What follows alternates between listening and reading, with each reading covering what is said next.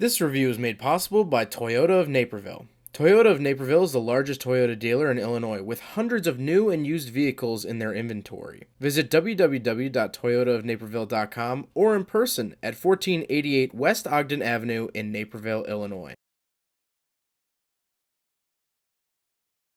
Alright, what's up guys? My name is Zach and today I am driving a 2006 Mazda 3 Grand Touring. Up front is a 2.3 liter inline 4 and down below is a 5-speed automatic transmission. Now I'm excited to be driving the Mazda 3 not only because I own a current generation Mazda 3, but you guys seem to love these older Mazda 3s. The last video I did, a 2010 Mazda 3, you guys really seem to like, and so I'll leave all my Mazda 3 reviews at the end of the video. But let's get back to that 2.3 liter inline 4. While it makes a decent amount of power, I'll put it up on the screen. Nothing really too crazy. I mean, you're not going to blow the doors off anything, and this definitely is not the Mazda Speed variant. So, no turbo. It's not the fastest thing in the world.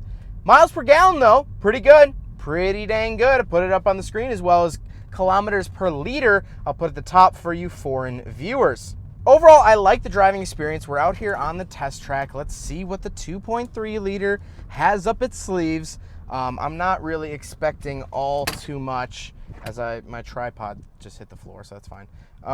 No sport mode that I see.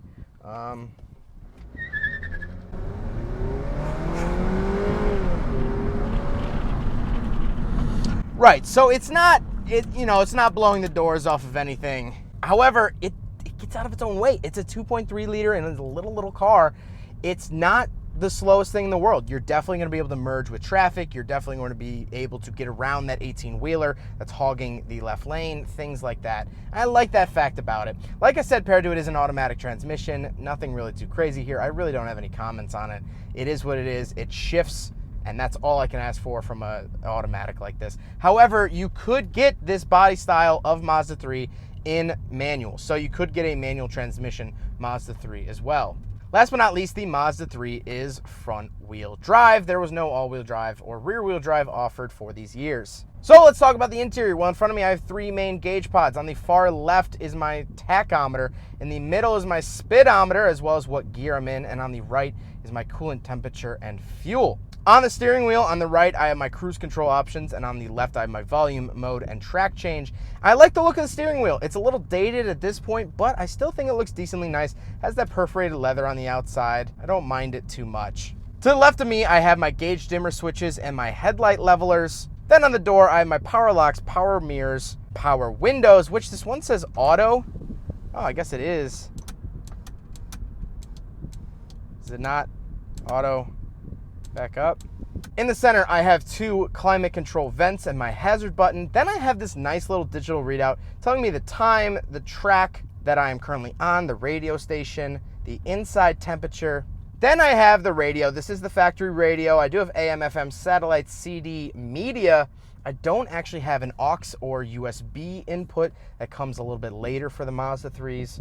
It's a very basic radio, but it works. I think it's funny that it says multi-function audio system. I think that's kind of funny, just jargon. And then I have my climate controls, fan controls on the left, where to send it in the middle, and temperature on the right, which it actually is temperature in degrees, which was found up on that center display I talked about a little bit earlier on.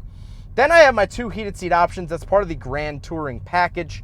My cigarette lighter and a little ashtray / cubby hole thingy-mabobber. The shifter's fine. It's very dated, pretty cheap looking. It is what it is. I'm not in love with it, really.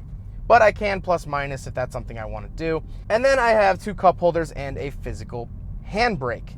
Now, the seats are decently comfortable. I think it's kind of funny how they have like cutouts for your legs almost. It's just the pattern of the fabric, but that's where your legs would go. I like them. They're comfortable. They are leather. That is part of the Grand Touring package as well, was the leather seats, which is very nice. I also have Bose audio all around, which was part of the Grand Touring package. But speaking of seats, we do have back seats, so let's do a back seat review. All right, so we're in the back of the 2006 Mazda 3, and honestly, it's not horrible. My knees do hit the front seat in front of me, but, I kind of spread my legs, and that's fine. I do have the Bose audio system back here as well. I don't actually get a center console, which is interesting. However, these seats do go down. We'll look at the trunk in a second. I have power windows.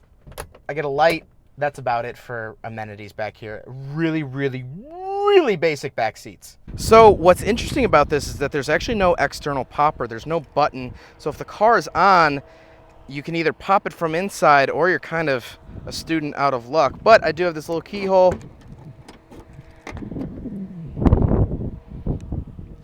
Decent size, not bad. I do have these Mazda 3 floor mats, of course. Nothing really interesting in here, but it's a decent size trunk. It's not bad. Last but not least, before we talk about the looks, I do have a sunroof, which is decent size. But what I really like about it is that there's two different buttons for slide and tilt. So I hate it when it uses one button because then I don't know if I'm tilting or sliding, and I'm not sure if my sunroof is closed all the way, blah, blah, blah.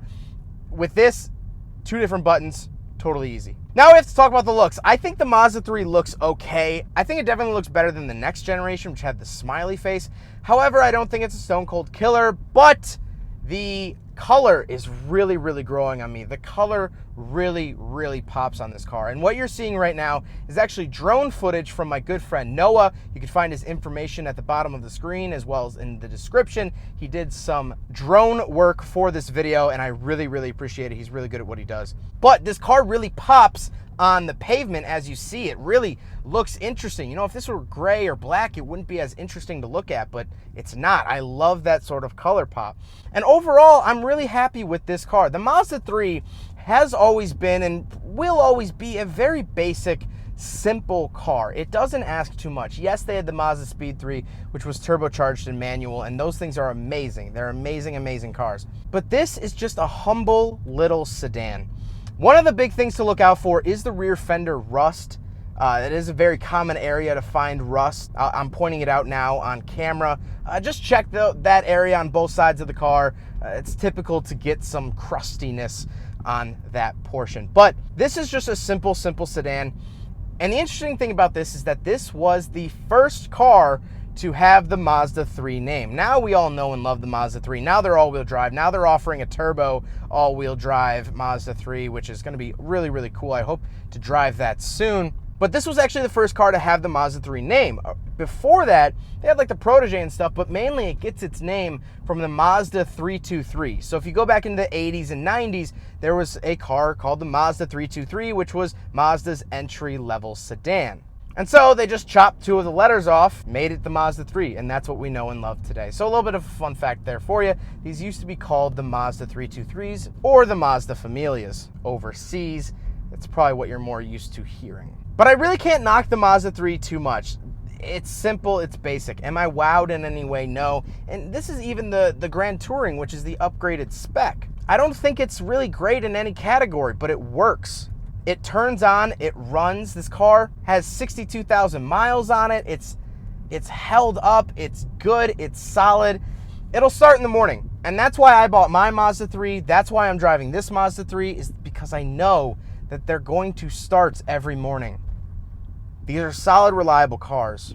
Also, in case you didn't know, this was when Ford still owned Mazda, and so these share a lot of parts with the Ford Focus. So if you hate Ford with a passion, you're kind of looking at a Ford. Or if you love Ford, you're kind of looking at a Ford. Well, I hope you guys enjoyed the video. Huge thank you to Toyota of Naperville for letting me take out their 2006 Mazda 3. I absolutely love this little car. I mean, you can't ask more for a daily driver. Plus, they're getting so cheap now, you might as well. They have a huge selection of cars on their lot at all times. It's absolutely awesome. Tons of cool, interesting, and unique things. This is one of their used cars. They have a great sales team, great staff, that they will help you get into a car that you need to get into. They're absolutely awesome. Their information is up on the screen as well as linked in the description below. But I hope you guys enjoyed the video. Don't forget to rate the video, comment on the video, and subscribe if you really liked it. Take care, guys.